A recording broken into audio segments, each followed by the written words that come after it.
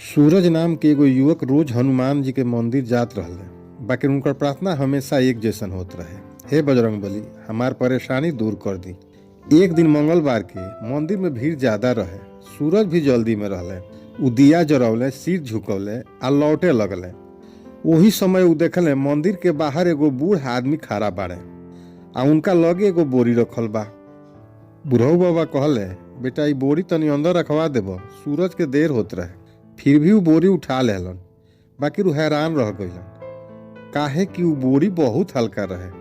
उ बाबा के तरफ मुड़लन, बाकी बाबा वहां से गायब। घबरा के सूरज मंदिर के अंदर गइलन आ देखलन कि हनुमान जी के मूर्ति के पास उहे बोरी रखल बा।